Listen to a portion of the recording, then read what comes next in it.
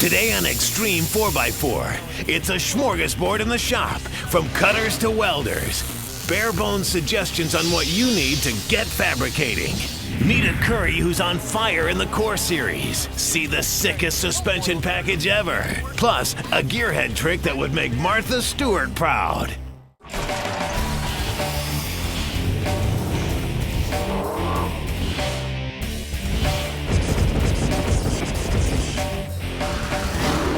You know, one of the cool things about being involved in off-roading is that as a group, we honestly value function over form. Now, that's not to say that guys aren't building some great-looking trail rigs. We see them all the time. But it's more important how they act on the trail. Because as a rule, it's got to work good first and look good second. One of the coolest things is a hardcore race truck, like our CORR Pro 2 chassis. These things are purpose-built race vehicles, and you have to follow the rule book when you put them together. There's not a lot of room for individuality to set them apart from the crowd, but just by the very nature of the parts that go in these things, they're rolling works of art. 800 horsepower sculptures that can run 100 miles an hour over wild, short course terrain. A motorsport that's best described as ultimate fighting with trucks.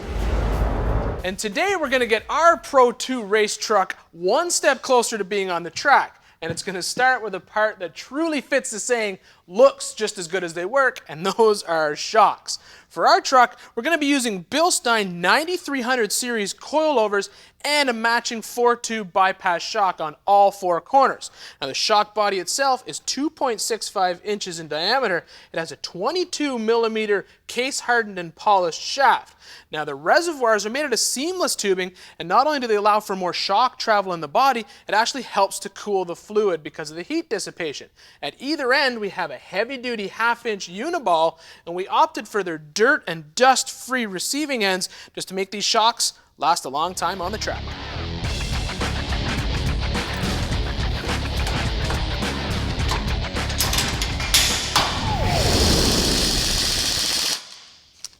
Now, bypass shocks are cool no matter what vehicle they're on.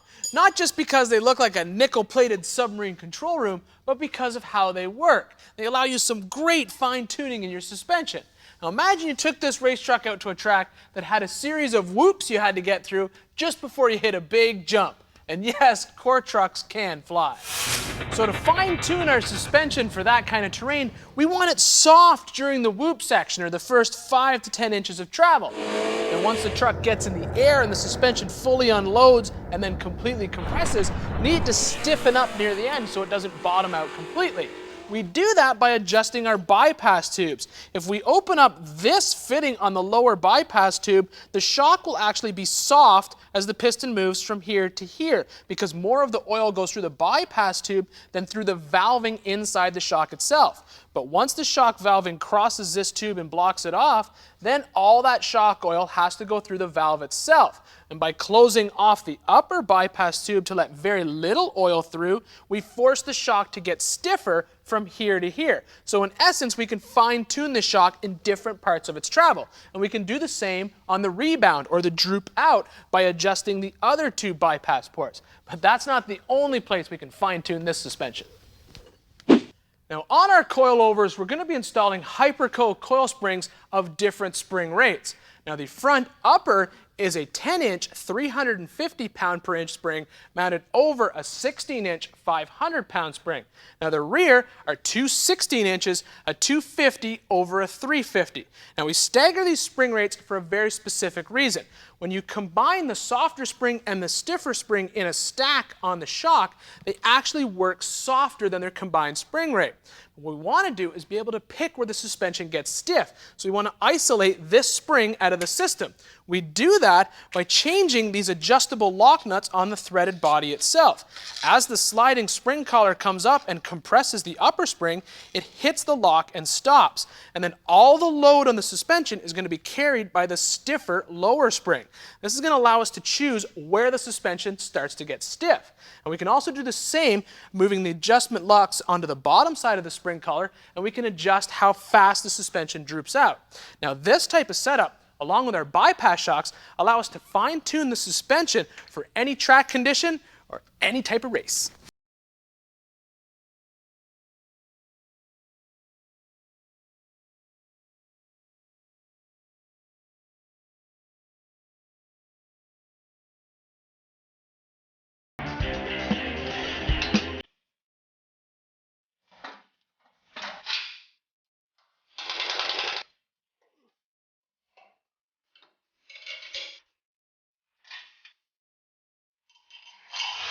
steering on an off-road race truck is very specialized. We're using a Howe 2 3/4-inch power-assisted truggy rack. The high-flow control valve mounts inside the cockpit, and the quick-release hub and steering wheel will be installed later. Now, this type of steering is ideal for an off-road race truck. Not only do we have the benefits of the hydraulic cylinder giving us power assist to the wheels, but we still have a mechanical attachment that will go up to the steering wheel itself. Now, you've seen us install full hydraulic systems before on our off-road buggies and trail trucks, but the benefit of this is if we ever blow a line or lose all the fluid, we'll still have full control of the steering system, we just won't have the power assist. Where would he get it? Coming up, his family name is synonymous with bulletproof rear ends, but is Pro Light driver Casey Curry tough enough to win a CORR championship? Find out after the break. There's nothing quite like being a rookie who earns the respect of the veterans that surround him. And in championship off-road racing, Casey Curry is a star in the making.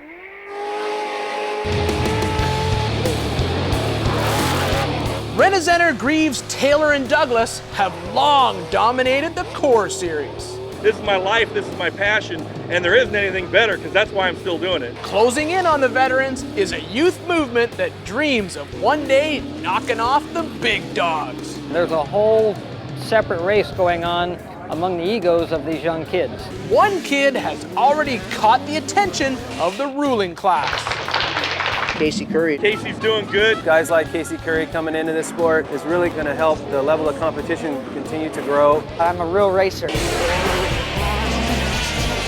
After achieving success in pro motorcycle racing, Casey Curry walked away to pursue his true passion. Growing up racing motorcycles all my life, all I ever really wanted to do was race trucks. You know, I don't care if it's in the desert or on a shore because I really love racing trucks. It's beyond words. I mean, it's incredible. His family has been in the off-road parts business since 1959. So that passion for racing comes early when you're a Curry. Been doing it since he was in his go-kart, 5 years old or something? Yeah. He never has got it out of his system. Where would he get a crazy idea like Yeah, that? no kidding. I don't know how he got kidding. there. Grandpa Frank is there to give sage advice. You know, he's 70-something years old. He's still racing. He brings a lot of experience to this pit. While Casey and his father enjoy a bond that extends far from the racetrack. You know, we're together 24 hours a day, 7 days a week. This is what we do and this is what we live for. He gives me all the support that I need. We're a team that can't lose. You know, me and my dad were always close. When I was racing, he was there looking over my shoulder. And I think that's helped prepare me a lot for helping Casey, just kind of looking over his shoulder, making sure he's making the right moves. The high expectations that come with the Curry name isn't gonna rattle this rookie. Yeah, I feel that I have an added pressure just because we are in the business ourselves, but at the same time, I feel that I'm fast enough to run up front. Most racers dream of running out front in the Pro 4 or two-wheel drive classes. When the 22-year-old chose to run in the restricted Pro Lights, he shocked the establishment. The reason I ran the Pro Light class is because I feel the Pro Light class is more towards the younger generation. There's more kids driving a Frontier or a Ford Ranger than any other truck. I'm so young and I'm the young gun in the sport that, hey, I need to be where my crowd is. On race day, the crowds arrive early to meet the kid who's on the fast track to stardom. When people are asking for my autograph, I don't feel like an anybody, you know, so to me it's awesome. With the hype pegged in overdrive, Casey was still in search of his first podium at the second to last round. The biggest lesson I've learned is everything takes time. Nothing comes overnight. I think it was probably 10 degrees more competitive than we ever imagined. Sixth place had been his best finish, but the crew knows it won't be long. He's going to be a good driver. He goes full throttle for everything. It's crazy. At Chula Vista Raceway, south of San Diego, Casey Curry shut down the doubters. On the last lap, he made the pass to earn his first career podium. This is nothing, you know, this is third place. I'm ready to do more. I feel that this is it, man. This is the bottom of the totem pole now. It's all uphill from here. It was an emotional day as Casey's father watched his boy become a man. Couldn't hardly be prouder right now. Nice to see him have it. Nice to see him earn it. Makes all the difference. Time now for an Xtreme 4x4 tech tip. Now, we all like to carry spare parts with us when we head out into the trail and into the woods. But the hard part is finding a good way to carry these things. Little parts always get lost, and you certainly don't want to throw a bearing that's all packed with grease just in the bottom of the toolbox. Well, if you grab a vacuum sealer from your kitchen, you're going to go ahead and you can have a sealed up pouch that not only is waterproof, it'll actually pack the bearing for you.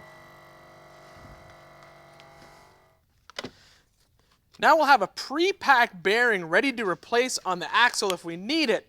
And the nice thing is it's waterproof and you can just throw it in the toolbox. But don't stop with bearings. How many times have we tore up an axle joint or a U-joint on the trail and then not had a strap kit with all the nuts and washers handy to replace it? Take all those parts, throw them in a bag, seal that up too, and you'll have all the parts you need in one place.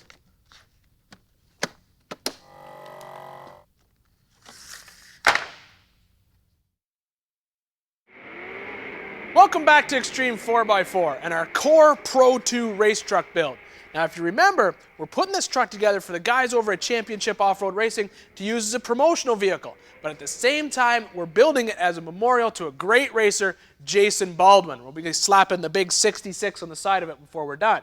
Now, just because it's a show truck doesn't mean we're holding back on any of the hardcore race parts. And up front, we've already installed our Bilstein coilover shocks and bypasses, our Howe truggy rack, and we've put in all the gussets required by the sanctioning body to make this a legal race truck. And now, we can work on the fuel system. We're using a Summit Racing 15-gallon fuel cell. It's an aluminum race version with Dash 8 feed and return. Probably one of the coolest things about working on a full-on race truck like this is they truly are 100% custom. I mean, this thing started life as a pile of tube and some flat plate. There's no such thing as a bolt-on part when you're talking about a race chassis. And that leads us to a question I get asked a lot. Fab tools. If I'm going to get started building my own stuff, what do I need to buy? Well, let's have a look.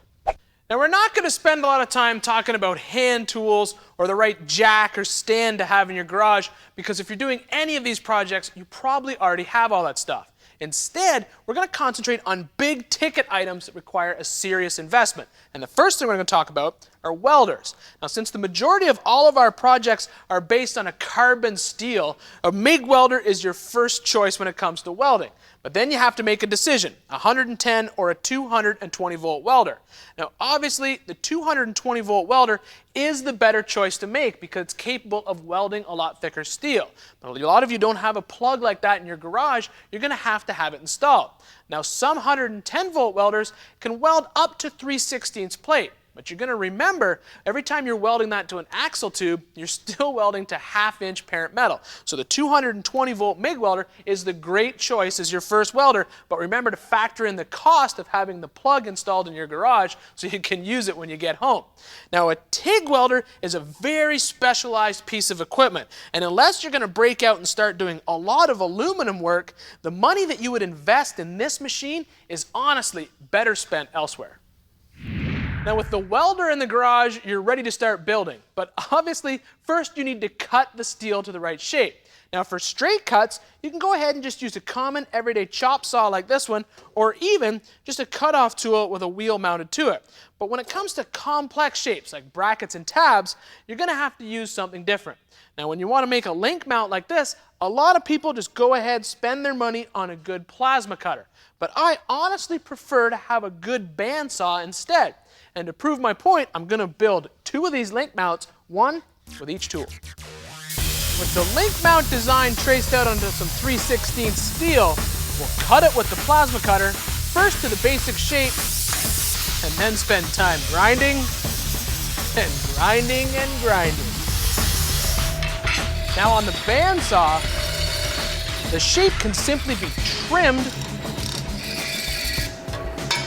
with a very little grinding to achieve a finished shape.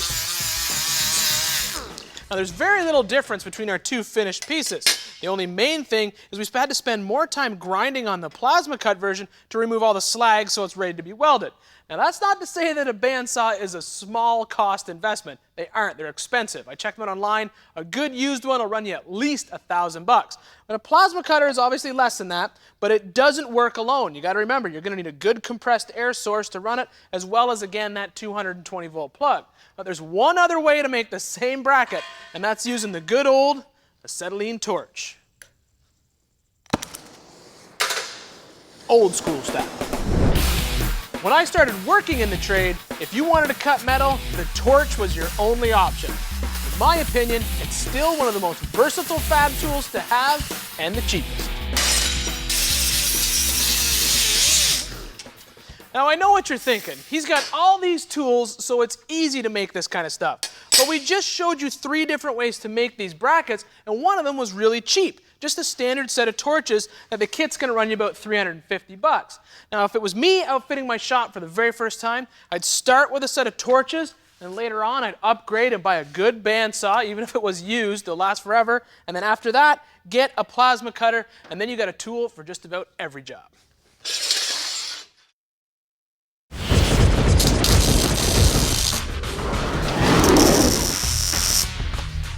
Welcome back to Xtreme 4x4, where we're taking a look at some of the tools you need to build certain parts for your projects. Now you don't want to spend all your time just cutting out brackets from flat plate. You want to build something. That's why you buy these tools in the first place. So we're going to build a bumper using this mock-up frame rail section. I've set these 2 pieces at 29.5 inches apart, which is the same as a Toyota mini truck. And I'm going to build 2 very different bumpers to give you an idea of what kind of tools you need to build each one. Flat plate design bumper is very popular in rock crawling, and it can be built using all the tools we used earlier. The torches, the grinder, and the welder.